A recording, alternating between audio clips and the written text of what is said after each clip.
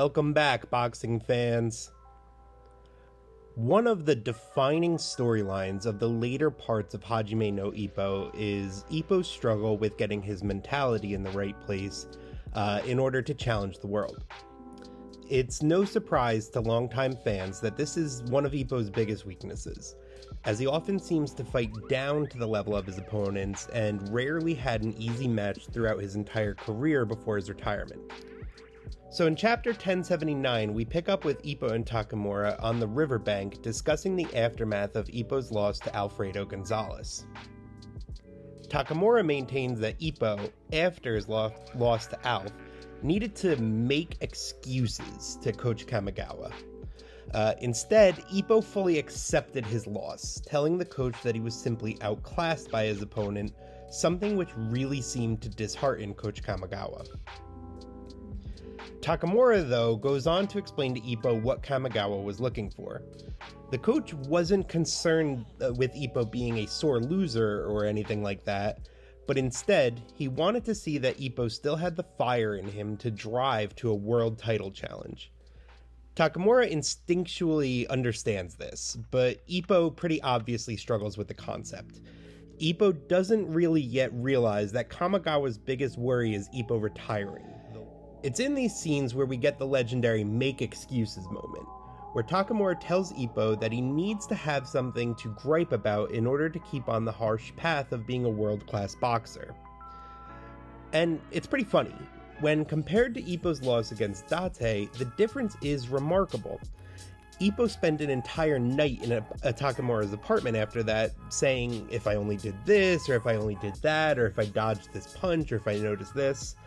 Against Alf, on the other hand, he just accepted his loss entirely. He said, Alf is better than me, there was nothing I really could have done, I lost. Ultimately, Takamura goes on to draw the line, which is one of the series' clearest and strongest metaphors. The line that he draws implies a space where only monsters can survive, and Takamura is accusing Ippo of treating boxing like a hobby, something that he could step back from if he wanted to. Ippo, unfortunately, is unable to cross the line, and he's unwilling to dedicate 100% of himself to boxing, and so he struggles with Takamura's words. Ippo is concerned about getting injured, he's concerned about taking over the fishing boat when he retires. He's not quite like Takamura, where he's willing to risk his life, at least at this point. Now, as chapter 1079 ends and 1080 begins, Ippo realizes that there was a reason Kamigawa instructed him to train with Takamura. That reason was so that he understood what it would take to reach the world. Takamura's training is brutal, something that Ippo finds himself struggling to keep up with, even though Takamura is in the throes of a brutal weight control while he prepares to fight Bison. Ultimately, Ippo realizes that he can't keep up with Takamura, noticing that the elder boxer seems like a monster sometimes. Eventually, Ippo decides to ask his idol why he's in such a big rush, wondering why he can't take his 6 weight class conquest at a more reasonable pace. Takamura, on his part, seems furious at the question, as it seems to reveal that Ippo truly does not understand what he's working towards. Takamura then responds to Ippo fairly esoterically, reminding him that the life of a boxer is usually a very short one. Ippo seems to feel somewhat inspired by this talk, admitting that he never considered the lifespan of his own career all that much, and ultimately Ippo concludes that the coach wants him to learn from Takamura and then he has to follow him, but in the end, he's not able to do so. However, this is not a storyline or a plot beat that Morikawa forgot about at all. A few hundred chapters later, starting in 1376 and concluding in 1377, we get a direct return to the plot thread that he set up here. In the internal logic of Hajime no Ippo, Ippo, since the last few chapters that we reviewed, has now taken a step further towards boxing maturity, and maturity as a man too. Having taken on trainees in the form of Kintaro and Tahe, his scope has greatly increased regarding the sport. And it's small too, but readers can notice that Ippo is even a bit more confident during this period. And in 1376, we get the chance to see this kind of new and improved Ippo interact with his brother Takamura some more.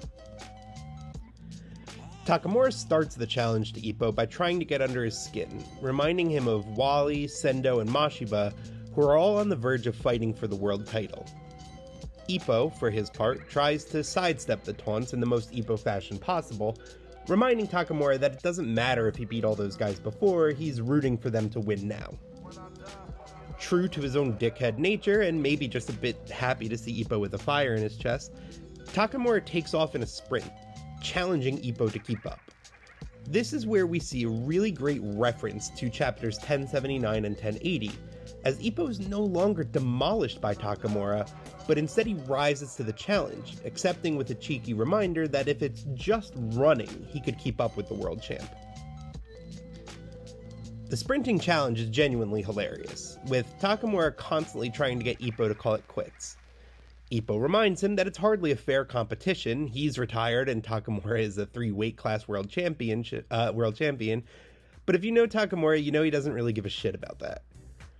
The best part is, as they go, Ippo actually starts to get underneath Takamura's skin a bit, keeping up with him as he increases the speed over and over, and Takamura eventually notices that Ippo's doing all this while still wearing the weights around his ankles and his wrists.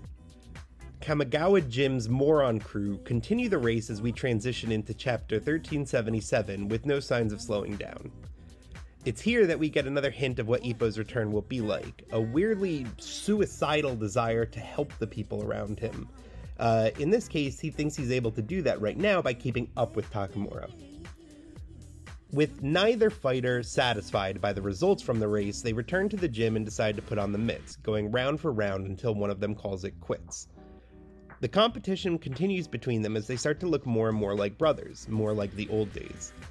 Eventually, a joke serves as the end of this mini-arc, as Takamura gets smote by the gods for eating one of their dumpling offerings and has to run to the bathroom.